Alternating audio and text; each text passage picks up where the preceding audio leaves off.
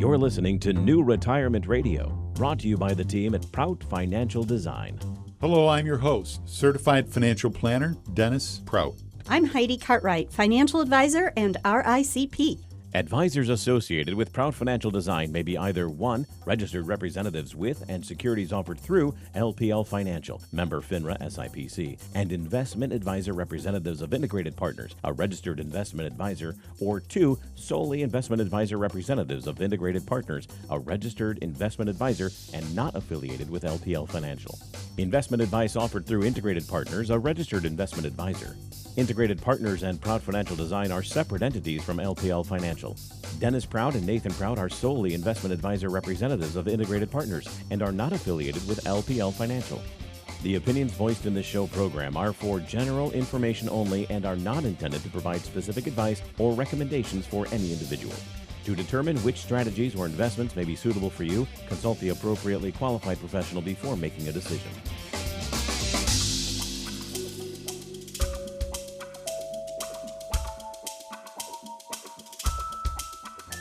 WTCM News Talk 580. Welcome aboard. It's another edition of New Retirement Radio from Prout Financial Design in Traverse City, Michigan with Mr. Dennis Prout. Good morning, sir. Oh, it is so good to be here, Ron. That must be our music. It means we are on December 4. Wow. Time flies. Thursday morning, December 4th. If you are listening to the rebroadcast on Saturday, of course it is a rebroadcast, but if you do have a question of a financial nature, our phone number, if you would, or text, please, Ron. One number for both, 231-947-0023 for text or call, 947-0023. Oh, man. Wow. So winter, here we are. Up close, walking this morning about 16 or so degrees. That was interesting. Glad I had lots of layers. And joining us, too, is Heidi Cartwright, our own RICP and Managing Director. Good morning, Heidi. Good morning. It's my pleasure to be here on what you said was a very brisk morning this morning when I walked out of my front door. Oh, yeah. It's chilly out there. And Beth Shire, our own Director of Marketing. Good morning. Good morning. Oh, I was going to say, Ron, I don't think my mic's on, but it is. Good morning. It's so good to be back. Hope you all had a wonderful Thanksgiving weekend. Yes, indeed. Yeah. So we have a lot to talk about, and on a financial front, welcome Christmas. But let's talk a bit about the tax benefits of lifetime gifting for those who are thinking about this or would like to consider it for children or charity in some respects. Sometimes it is charitable, but specifically in terms of estate planning and children too. This is from Fidelity Wealth Management. Some really good points here. Gifting assets during your lifetime may help reduce your estate tax liability at death. Now, what could the estate tax liability be? It could be rather significant, but it's not imposed until your estate exceeds $14 million per individual. So it's a high marker. But there could be other reasons to gift as well. Perhaps you want a child or significant other even to experience the benefits of that gift.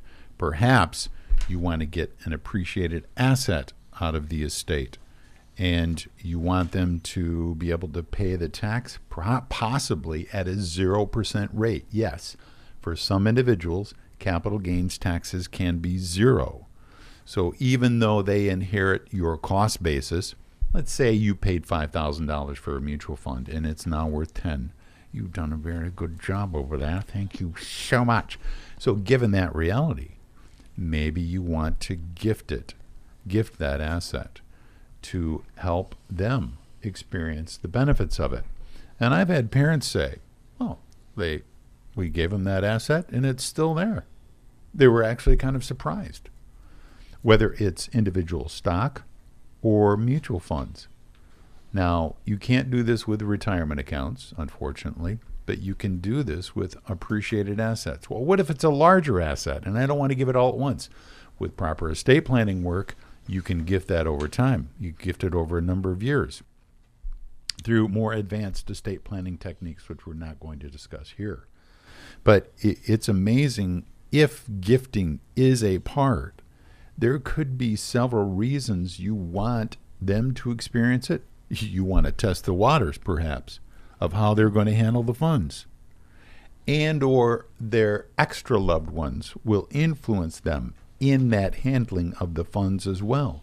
You just want to see, observe carefully, how we doing over there, that sort of thing. So you can really do some significant things in terms of gifting and expanding your own horizons. Well, what if I need the income from that? Well, then probably it doesn't make sense, just to put it simply. But if there are assets that you'd like to see out of the estate and or to pass on perhaps early, so you get to watch, you get to see, you get to welcome the enjoyment of having gifted that particular asset to a daughter or son whom might need the help. They may need to liquidate the asset, and you want to gift them that appreciated asset, and they pay zero tax where you would pay perhaps 20 or 30%.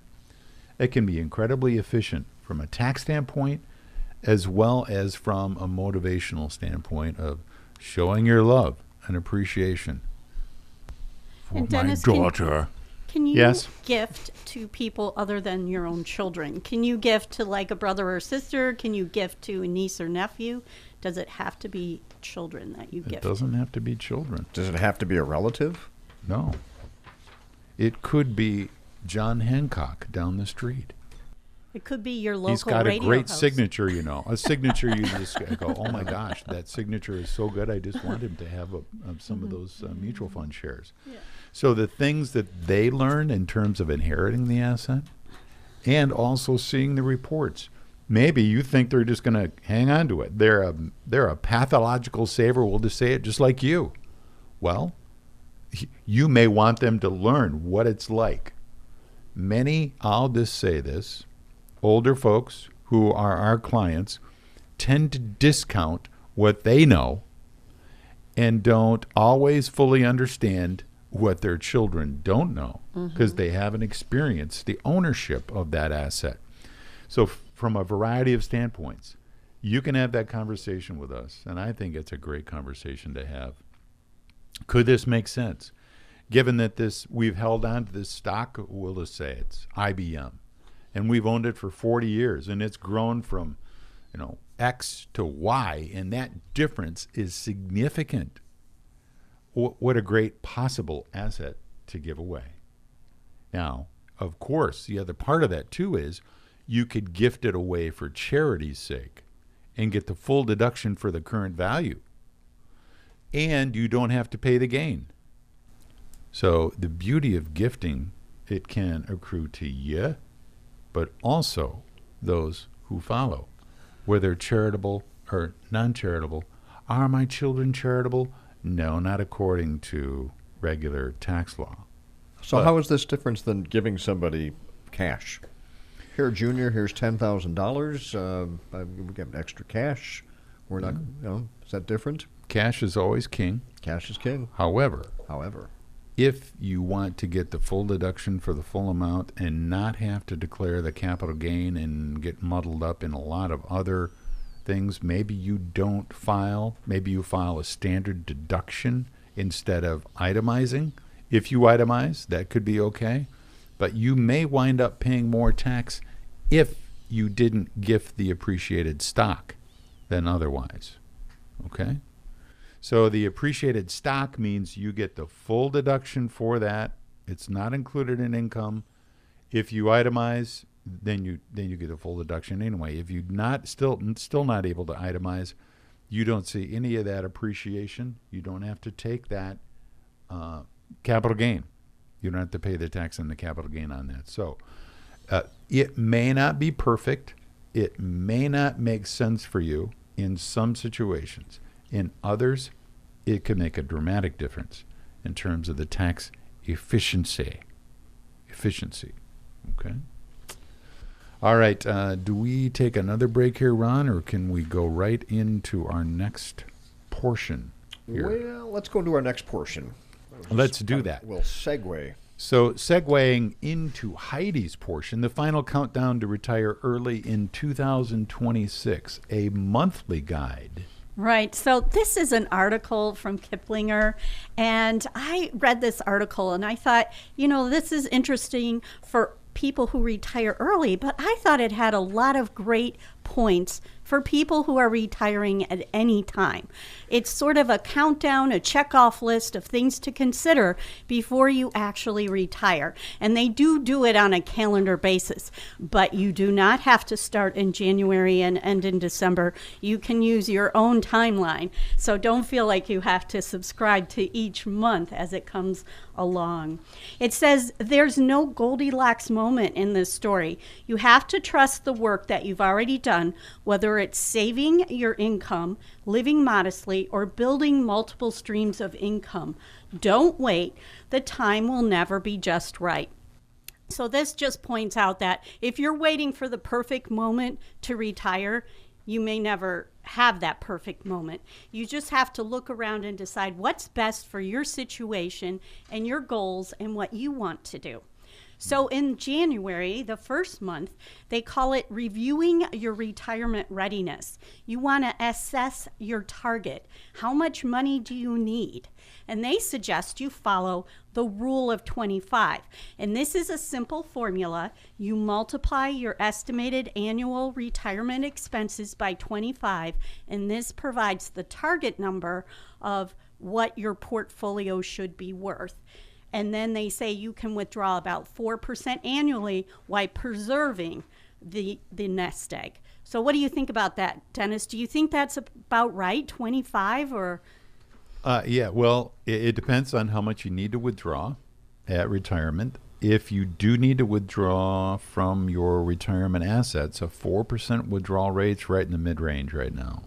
And it can help in terms of preserving assets, but also growing it over time to keep ahead of inflation to allow your income to potentially increase as well.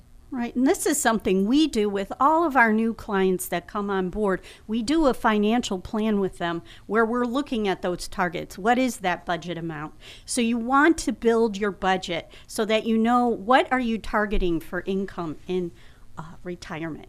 Next, in February, they say build a healthcare plan. If you're retiring early, there's even that more complex situation of what are you going to do until you reach Medicare age. You might have to look into COBRA or go to the marketplace for that coverage. Medicare age being 65. That is correct. For most. And a lot of times in some of these programs, your premiums are going to depend on your income. So you're going to want to look at how much that's going to be and will that change. You also, a nice suggestion is to schedule checkups before you retire while you're under your plan. Maybe you're putting off a procedure or something. Maybe consider doing that while you're still under your health care coverage that you have to get those things done. Like maybe you need a crown or some kind of procedure that you need to get done. Ron, would you need a crown to retire? I'm just curious. Well, my wife has a tiara, so I don't know. I suppose that would look good. I actually have multiple crowns already. Okay. All right. I just thought I'd add that in. Well, thank you, Eddie. Sorry. All right, next, organize your financial accounts. You may want to consider consolidating your accounts. Maybe you have 401ks from 3 or 4 previous employers.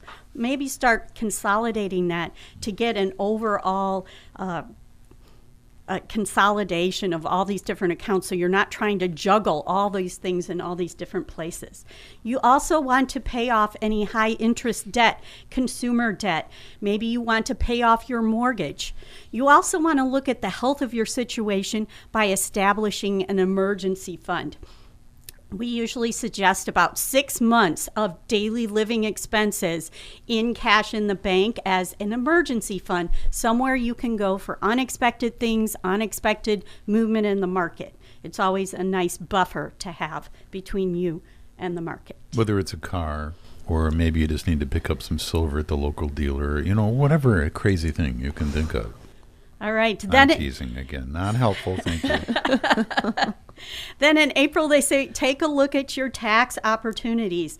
Can you make any final contributions to an IRA or a Roth IRA, or maybe your 401k or your employer? Maybe you want to max out this year as you're getting closer to retirement. You also can look at converting. If you do not have any Roth IRAs, you may want to convert some of your pre-tax retirement savings to a Roth account. Some people, however, would like to do this, may want to do this after they retire, because if your taxable income goes down, you might have more space to do conversions right after you retire, maybe the year following. But start planning that out. What's your plan for that situation? Heidi, these are fantastic notes. I mean, it's just voluminous. Great. Thank you. Please go ahead. Yeah, there's so many things to think about, aren't absolutely. there? All right. In May, they say optimize your withdrawal strategy. And this is what we work with our clients on. It's our income plan. How are you going to take the money out? Which accounts are you going to take out from first? Which ones are you going to save for later? And you want to have an early if you're early retirement, you want to have that withdrawal strategy for before you take Social Security and after you take Social Security. And you want to pay attention if you're retiring before 59 and a half, you could incur some penalties if you're taking money out of a retirement account like an IRA. So there's age restrictions and there's a lot of rules on that front. So you want to check before you take the money out. Yeah, you really need to gauge the potentials as well as the roadblocks. You know, some of those roadblocks can be significant. Perhaps you'll need to adjust somewhat, but at least you know that what you'll need to adjust. Do I need to save more? Oh my gosh, we got together with a couple late last week, and literally the difference that they needed to save was about $1,500 a year to make their retirement goals. And they didn't yawn at that, but it was very easy for them to achieve and accomplish. So sometimes making those small adjustments, what a huge difference in the long term that can make. Yes, indeed. That's why we love to plan, right? It really is. I love running through these things. Yes, go ahead. All right. Next, they say to evaluate your housing needs. So whether you're going to downsize, maybe you want to relocate to be near the grandchildren, maybe you want to live in a retirement community so you don't have all that outside work to do. Maybe you want to retire abroad, or you want to live in your RV. And I will say that we have clients who have made all of these different choices. So it's really what fits you best. What do you envision? What do you want to do? So you start thinking about your housing, because housing is one of the biggest expenses for retirees. Next, they say make lifestyle preparations. So what are you going to do? Who do you want to become in your retirement? Early retirees can experience a loss of identity or purpose, especially when they feel there is still more, they still have more to contribute to the world. Now, some may say, I'd love that loss. I mean, I want to be done with it. But keep that in mind. That could be the case. You may be surprised at the adjustment. So if you can, and that is great advice too, what is the second chapter of that? Maybe it's a break for a while, but try to think through too, if you can. What would I really like or want to do, given I had the full freedom to make that decision? Like maybe you have hobbies, or maybe you want to do volunteer work. Having a purpose once you retire really helps in that life satisfaction, the health, mental health. And they also say this would be a good time to test your budget. How about saying, okay, I'm going to take this much out per month. Can I live on that in any given month? And sort of do a test run to see if you've been accurate or, realistic in your expectations. So next, you want to create or review your estate plan. This is where we're going to update our legal documents, look at a power of attorney, a health power of attorney, and verify beneficiary forms. Who is the beneficiary? Did you name them 30 years ago? Maybe you want to change them. Maybe out of date. That's Perhaps, right. So, or you may not have listed a contingent beneficiary. exactly. You've named the primary, but ouch, what if something were to happen to you both? Where's that money go to? If the contingent isn't named, it's controlled through probate. Not a good deal. Yes, Ron. Maybe you should have Prout Financial Design's Beneficiary Day. The day after Valentine's Day every year, review your beneficiaries. I love that. I said that. Now that We'll we're have going to to have a think about website that, Beth. update, that will be a great announcement there, Beth. Beneficiary Day. Yes. We'll create a new holiday. Yes. All right. Next, review your progress. So a couple months out, this is in September according to their timeline.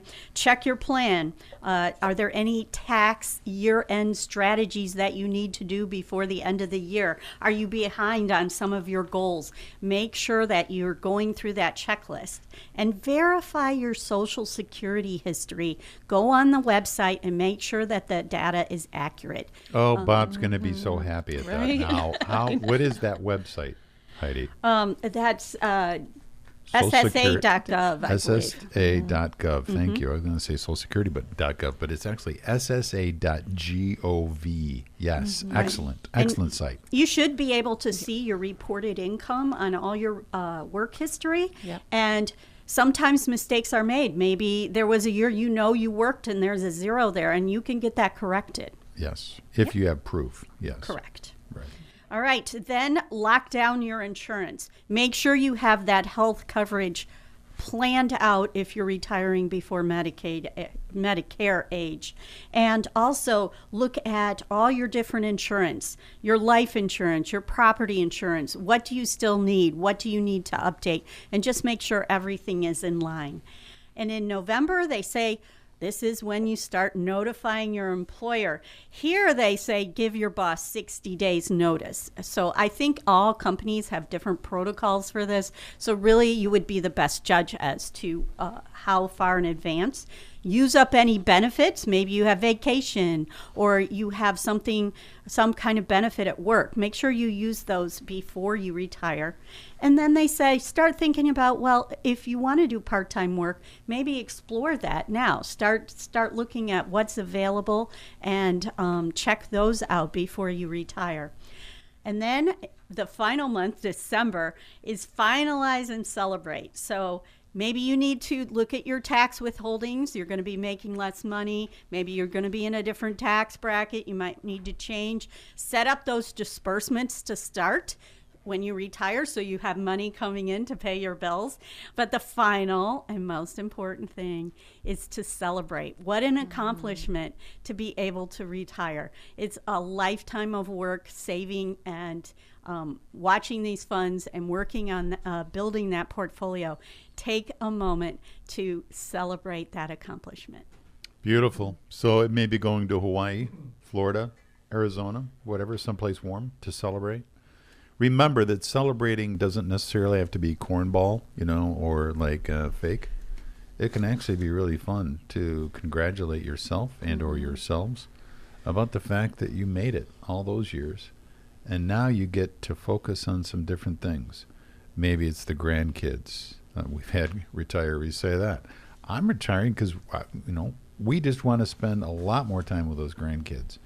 Maybe it's doing that extra thing that you always had that interest in doing. My father, bookkeeping at the local township. He loved doing that and did it for several years after his real retirement from Dow Chemical. So it's just an amazing plethora of things you might decide to pursue, and what a great opportunity to check it all out. Now, one key thing I neglected to mention for those who are married, and if your estate perhaps could take advantage of the credit available for estate tax, and or if your estate could grow beyond the $14 million, strongly consider filing Form 706. That is the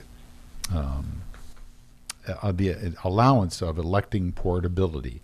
That's a tax form that you file, Form 706, that allows for the exemption for the one that passed away and or the increased amount, any credit available in the future. This allows the surviving spouse to use the deceased spouse's unused exclusion. They call it the DSUE amount, potentially saving millions in future estate taxes for their own heirs. So, again, if your estate's worth 10, it grows to 20 If it grew to 20 and your spouse had passed away in the interim, then you would be subject to, roughly, under today's tax laws, about $2.5 million in estate tax. But if you'd filed Form 706, your estate wouldn't be. So what a great way to save a huge amount of money. Now, there's an extended deadline, up to 9 months for that. Also, for estates not otherwise required to file an estate tax return, the IRS provides a simplified method to elect portability by filing Form 706 on or before the 5th anniversary of the date of death. So you can extend that all the way out to 5 years. And that could be one of the best tax-saving devices that you will hear about in this year and or any year, given that your estate continues to grow. And for some in today's world, that could well be the case. And Dennis, something that you and I were talking about before the show that I think is worth mentioning is, we have a really high amount, that 14 million, it sounds really high, and a lot of people wouldn't be worried about that. But that's sort of recent, isn't it? That we've had such a high number before estate tax kicks in. Great point. What was that, 2017 or 2018? 2017. Yeah, it was 5.5 million approximately. So the total estate that could be passed was about 11. Well, obviously now it's about 28. So it's ballooned significantly. What goes up could come back down. That's is right. Heidi's point. So Yes. Excellent point. Yes. Question on the text line. Sure. And it says, give me grace, I did talk to text. So this looks pretty good, though. If my sister and I inherited shares in a company that my dad had bought a long time ago, maybe 20 years ago, what percentage of tax do I have to pay on that at the end of the year since my sister and I cashed them in? That is a great question. So she's saying she inherited shares. So her father passed away. What you also inherited was the step up in basis. So whatever the value of that stock was at the date of the inheritance, you can also use the alternate valuation date if you want to, whichever is to your benefit, to pay only the gain on the difference in the value between the date of inheritance and the date that you sold it. So that's the only capital gain tax you might pay. It's just not income tax, just capital gains tax. Just capital gains tax, which can be rather minuscule. That's over 20 years, though, it sounds like they had them. They had that shares. Yeah. So if he experienced significant appreciation, all that appreciation is tax-free to the two daughters. Isn't that awesome? Because they inherited it. They get the step up in basis. So again, let's say he paid $5,000 for those shares. They're worth 20. He passes away, 20,000. That difference, the 15,000, is not taxable to the daughters. As a part of inheriting that asset, they get that step up in basis. Is it different if he was alive and gave it to them? It would be different, right? It would be different. Yes, they would have to use then his cost basis as a part of that. So this says they inherited it, so there'd be no taxes on that at all. No taxes on that at all. Now, 0% capital gains rate long term on married filing jointly is taxable income from 0 to 96,700. So that's why we're mentioning you may be at a 0% rate on capital gains taxes. Thank you, Heidi, for that bit there. Yes, thank you. So, stats and other announcements. Beth, if you would. Absolutely. So according to Market Brief, Delta Airlines said that it lost around $200 million from the recent government shutdown, which forced the company to cancel thousands of flights. And that's $200 million in 43 days. Right? Yeah, that's a lot of money. That is. Could they sue the government, Dennis? I don't think so. No. I'm sure they could. Whether they'd get anywhere, I doubt it. Yeah. Right. September 2025 non-farm payroll rose by 119,000, bringing the employment rate to 4.4%. A majority of payroll increases were found in healthcare, food service and drinking places, and social assistance, while transportation and warehousing in the federal government saw payroll declines. That was from the Bureau of Labor Statistics. And then Johnson & Johnson reported Q3 25 sales of $24 billion, which is a $1.5 billion increase from the same time last year. Amongst a Q3. long list of companies that have posted significant increases in the third quarter of their earnings. I think the average was 13%, if I can get that word out. That's not bad. Not bad. Yeah. Right. Very cool. Yes. And Tyson Foods announced the closure of its processing plant in Lexington, Nebraska, resulting in 3,200 job losses. This comes after cattle supplies dropped to their lowest levels in nearly 75 years. That's from Reuters. No moose heard around here, eh? Oh, right. Yeah, and there's anything else, or is that it on the That's it. stats? That's Okay, now we're also going to have Ed Slott on We are. Next week. Very Next exciting. week. Ed Slott will be calling in, and so if you've had questions on a taxable, from a taxable standpoint, nature, whatever, Roth IRAs, regular IRAs, all of that, he will be on to answer your questions and talk with us about what's new for 25 and what impact will that have on you for 26. So planning from a tax standpoint. Ed Slott, CPA, right here on the radio show with us next week, December 11. Live December from New 11. York. Live from New York, baby. All right, ProutFinancialDesign.com in Traverse City. Dennis Prout, Heidi Cartwright, Beth Shire. Thank you all. All Thanks, right. Ron. Thank you.